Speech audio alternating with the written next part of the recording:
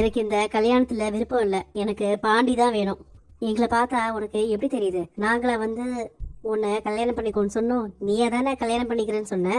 அப்ப நான் பாண்டி கூட சண்டை போட்டிருந்தேன். இவன் மேல இருக்க கோவத்தினாலதான் வீட்டுக்கு வந்து கல்யாண ஏற்பாடு பண்ணுங்கன்னு சொன்னேன். இந்த கல்யாண ஏற்பாடு எல்லாத்தையும் முதல்ல நிறுத்துங்க. எனக்காக நீங்க எல்லாரும் வானதிய மன்னிச்சிருங்க. எங்களுக்குள்ள சண்டை வரலனா இது எதுவுமே நடந்திருக்காது. இந்த பிரச்சனைக்கு நானும் ஒரு காரணம் ஆயிட்டேன். தம்பி, இவ உனக்கு வேணாம்ப்பா. நாங்க பெத்துட்டோம், அனுபவிக்கிறோம், நீ எஸ்கேப் ஆயிடு. இவளை கல்யாணம் பண்ற எவனுமே நிம்மதியா வாழவே முடியாது. இவ இஷ்டத்துக்கு மாத்தி மாத்தி பேசுவா.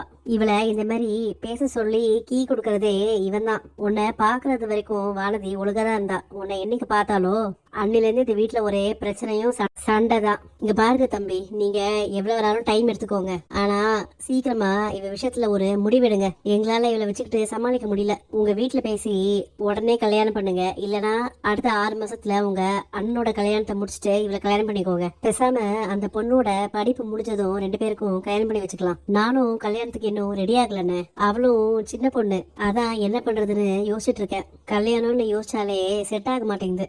என்ன நிலா, இப்பெல்லாம் எனக்கு நீ போனே பண்ண மாட்டேங்கிற? எங்களை எல்லாரையும் மறந்துட்டியா?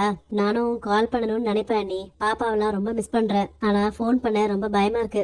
அம்மாப்பா உன்னை பார்க்கதான் அங்க வந்துட்டு இருக்காங்க நிலா. என்ன நீ சொல்றீங்க? அவங்க என்ன பார்க்கறதுக்கு இங்க வராங்களா? நான் தான் அவங்க கிட்ட பேசுறதே இல்லையே. என்ன இருந்தாலும் அவங்க உன்னோட அம்மாப்பா, அதனால நீ அவங்கள வேண்டான்னு சொல்ல முடியாதுல. அண்ணி, அவங்க எதுக்கு வராங்கன்னு உங்களுக்கு கண்டிப்பா தெரிஞ்சிருக்கும். சொல்லுங்க. அவங்க வந்ததுக்கு அப்புறம் நீயே அவங்க கிட்ட கேளு. டேய், எல்லாரும் சீக்கிரம் எலும்புங்கடா. நிலாவோட அம்மா அப்பா வராங்க. அவங்க வரத்துக்குள்ள வீட்டை சுத்தம் பண்ணணும்.